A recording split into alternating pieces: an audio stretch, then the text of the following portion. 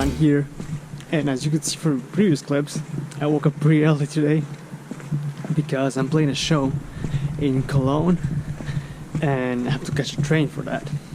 And I just took a shower, had breakfast, and I'm on my way to the bank, so I figured, you know, I could have taken, you know, my bike and be there in like 5 minutes, but I've been trying to walk a bit more lately, especially because it's summertime and the weather is nice, but also just to, you know, stay more active, because, you know, I spend a lot of time on my computer, recording, playing, editing video, so just trying to keep my, you know, activity level a bit higher. So trying to take more walks and enjoy the weather. It's pretty early right now, so there's not a lot going on.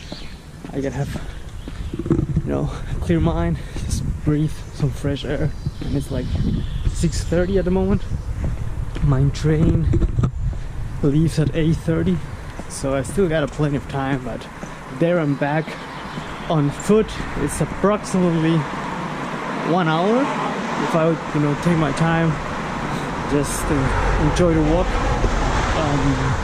But yeah, like I mentioned, we're playing Cologne today. Today's the CS Day parade, or like Christopher Street Day, and there's like kind of like a pride parade in Cologne. It's a pretty big event there, so I'm assuming there's gonna be a lot of people and I have to be there at noon.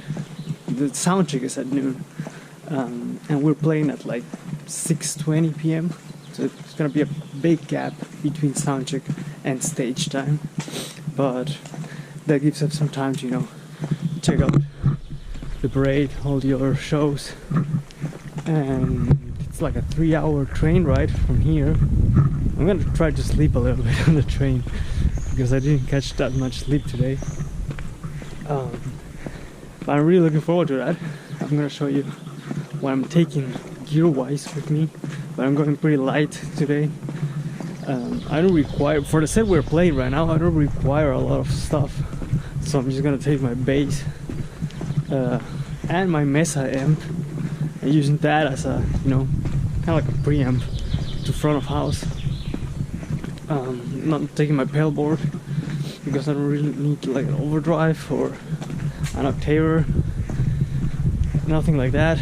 Compressor is not really needed either, so I could just take, for example, my Darkglass preamp and use that as a clean EQ as well to front of house, which sounds great, to be honest. But I really like the tube sound, the tube preamp sound of my Mesa WD800. It just sounds really crunchy and really nice, especially when you push the tube a little bit with the gain. It gets like, it just sounds really good, and the feel while playing is really cool. So I'm just taking that as my main preamp, and also taking the Ortega I'm wearing. You can see, I'm wearing my hoodie by Ortega. I'm taking the wireless system. I'm gonna put it through the test on really, you know, crowded scenarios, because I used it on a show before and it worked perfectly. I've tested at home. I also tested it, like I went down the stairs of my building, and you know, the signal was still clear because you gotta, I think you got like 30 meters of reach with the wireless, but still you gotta put it, you know, on a real life situation. So I'm assuming there's gonna be a lot of phones, like, you know, mobile phones with wireless Bluetooth stuff going on today, so I wanna test it in that scenario. We'll see, I'm gonna report back. But so far the unit's been working solid, it's been working really good. If you watch the video, I'm gonna put a link or like a card somewhere here for you to check that demo. It just sounds like a cable. It's just amazing, and it's so compact and so easy to carry around. So I definitely encourage you to check it, but I'm gonna report back after the test today. Also, in other gear news, I was testing a lot of strings, and I always keep coming back to Dunlop Super Brights. Those strings just feel really nice, and they sound, they have like a crunchy mid-range and some clarity up top. That is, yeah, they're called super bright, you know, but they're not like abrasively bright or harsh. They just have like a sparkle there that sounds really nice. That's the nickel version. And the Marcus Miller version, those are stainless steel, and they also have like a really aggressive, I would say, mid-range, not in like not usable, you know, it's like very present. And I've read that some people compare them to Rotosound swing basses. I haven't played those. Maybe I have, but when I was starting out, I don't remember. I think my first teacher, Ricardo Zarate, great bass player, by the way, great bass player. I'm gonna see if he's got any cool videos that I'm gonna mention here for you to check out. I think he uses Rotosounds. I might have played them on a bass of his, but I don't remember. But as far as I know, the Marcus Miller Dunlops should be similar to those, and they sound really good, and the tension is also pretty nice. Also, one thing that I've noticed after testing hundreds of bass strings this past few months and this year, I mean, it's not been hundreds, but it's been quite a few, is that, you know, I've also said this in another video, but I'm gonna repeat it anyway. Brands that have advertised, you know, the gauges 45 to 105, which seems to be like the standard for a lot of brands, you know, or the medium gauge or the standard gauge. Gauges vary quite differently from manufacturer to manufacturer. So what seems to be like a 45 G string, for example, for one brand can feel considerably thicker than another brand, or a 105 E string, for example, can be considerably thicker for one brand compared to another.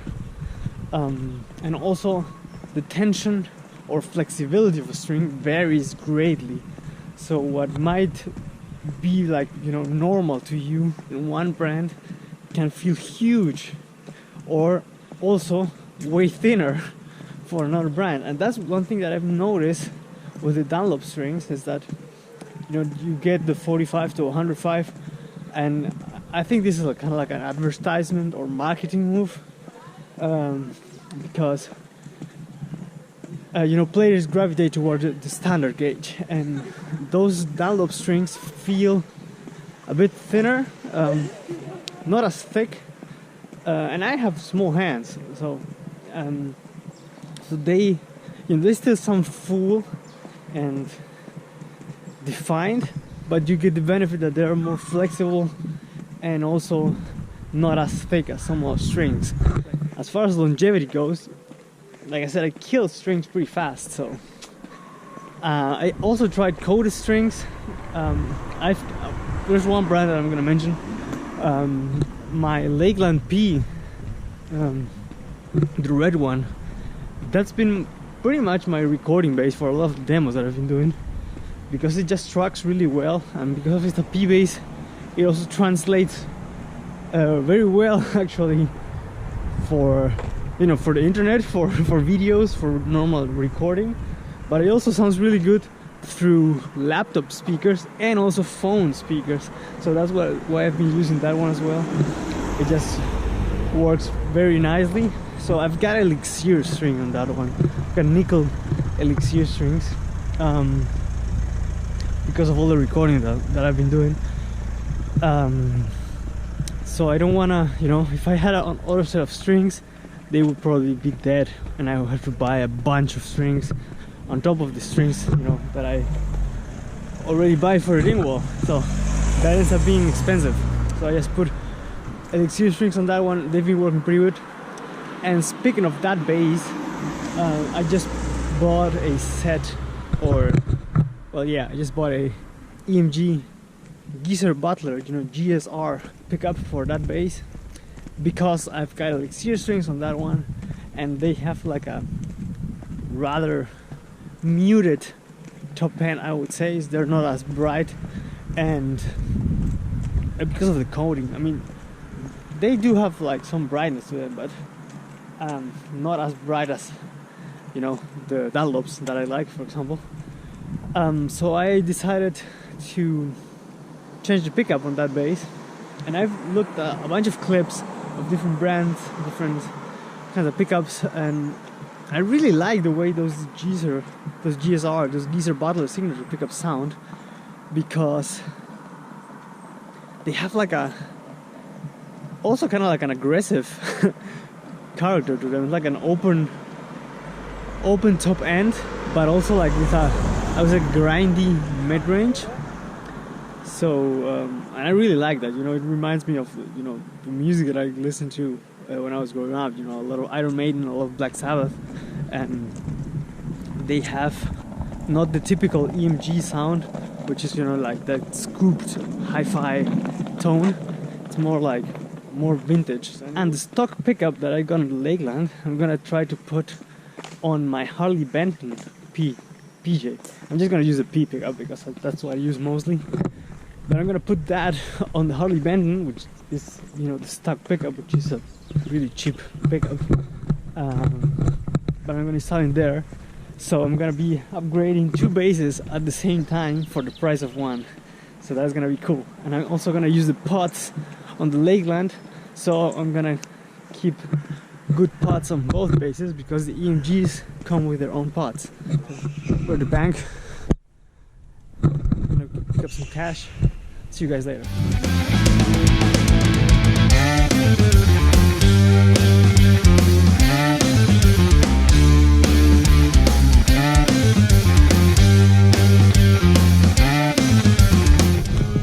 So as you can see, we're in Cologne right now. It's full of people. The train was really full. Everyone drinking, everyone partying. So this is gonna be a big event. I'm gonna walk to the stage right now. I'm not sure where it is, so I gotta check on my phone. But yeah, that's the dome.